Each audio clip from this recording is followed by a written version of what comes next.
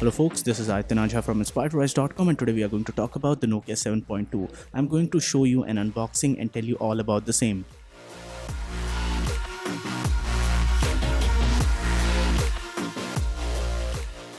So guys, let's first start with an unboxing for the same. This is the official box for the Nokia 7.2. You get the SAR value etc. written at the back of the box. Also you get the specifications etc. written on the back of the box, and it comes with the familiar Nokia branding. Inside, the first thing that you will find is the Nokia 7.2 device. We got it in the charcoal color, which is a blackish color. It's also a cyan green color, which looks really good. And apart from that, let's talk about what else do you get on the inside. You get a SIM tray ejector tool pin, you get the warranty card, documentation, getting started guide, all of those normal daily day-to-day stuff. And apart from that, what else do you get on the inside? You get the USB Type-C cable on the inside along with the USB adapter for this one, which is a 5V 2A adapter. You also get an earbud style earphone on the inside. Personally, I like in-ear style earphones, but the good thing is that earphones are still present inside the box for this one. Now let's talk about the build and design for the smartphone. It weighs around 180 grams, it has Corning Gorilla Glass 3 protection, and it's made of a polymer composite which is claimed by Nokia to be twice as strong as polycarbonate,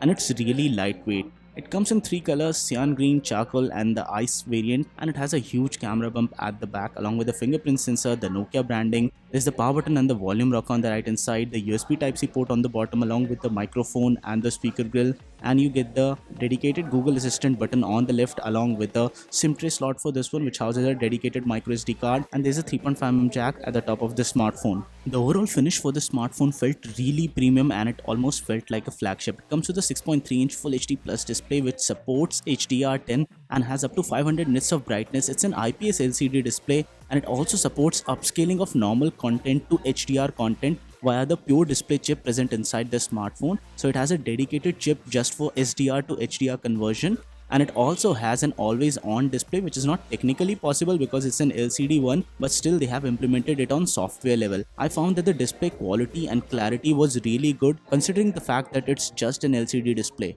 It comes with a 3500 mAh battery and supports 5V 2A charging, and almost 1.5 day of battery life is possible on the smartphone. It supports 10W charging, and personally I found that the overall battery life was great because it runs almost pure stock Android, and this one is also based on the Android One program. The 7.2 has got some really cool features. It has got Bluetooth 5.0, but the Indian unit does not have NFC sadly. It has aptX HD audio, supports USB OTG, software updates are guaranteed for next 3 years. It has FM radio, but a lot of specifications are really outdated. Like it has a Qualcomm Snapdragon 660 chipset with 4GB of RAM, 64GB or 128GB of internal storage, and I personally felt that they could have done better on the chipset front. Talking about the camera on this one, it comes with a 48MP sensor which supports pixel binning and has a f1.79 aperture. It also comes with a 20MP selfie camera sensor with a f2.0 aperture. It also supports pixel binning. It has a 8MP wide angle sensor also, and this device can shoot up to 4K videos. It also has a 5MP bokeh depth sensor. I found that the image clarity was pretty good, and all of the selfies and images taken from this camera were really sharp and had adequate detail. It does pixel binning in the dark in order to facilitate noise reduction in almost all of your photos. The ultra-wide sensor does not have a bigger aperture, so it struggles in low light conditions, and what I found was that the video also from the ultra-wide sensor struggles a little bit in low light conditions. The selfies were pretty good, but in low light conditions the overall quality reduced. And I found that the main sensor is great for 4K videos even in low light conditions. And if I talk about the total quality in dark conditions or from the ultra wide sensor, it wasn't that great. The Full HD videos taken from the front sensor felt pretty zoomed in, and maybe that needs a little bit more of work, but there are a lot of other bokeh features like Zeiss optic features and modes which mimic the professional lenses from Zeiss, which make the overall experience worth it. If I talk about the benchmark scores, the Qualcomm Snapdragon 660 is a tried and tested chipset, and I found that the overall performance was something that we have already seen before,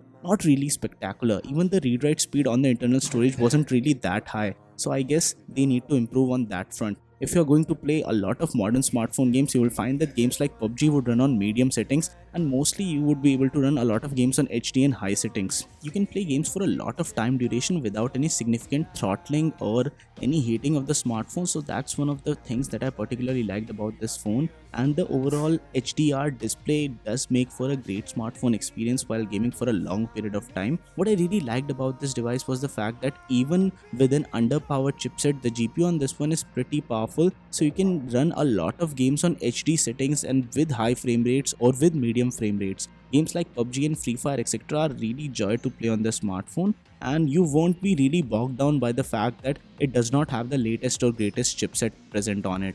The biggest downfall for the smartphone is the fact that it's priced at around 19,999 in India, and for such a price you can get a lot of other smartphones in similar price bracket. And at this price point, the Nokia 7.2 does offer a lot of good stuff like the display, like you get the premium built-in design on the smartphone, you also get a great camera experience, and even the software experience is something that you won't find on a lot of other smartphones. But everything boils down to the fact that it's certainly overpriced for the kind of stuff that it offers, and Nokia could have done a better job at pricing this smartphone, or most probably they could have gone for a better chipset in the similar price range. So guys, at the end of the day, there's just too much competition out there, but still it's a great phone for those people who value all of the features that it does offer. So guys, this was it for this video. In case you like this one, don't forget to smash the thumbs up button and do subscribe to Inspire to Rise for more awesome tech videos like this one. And guys, no matter what you do, stay inspired to rise.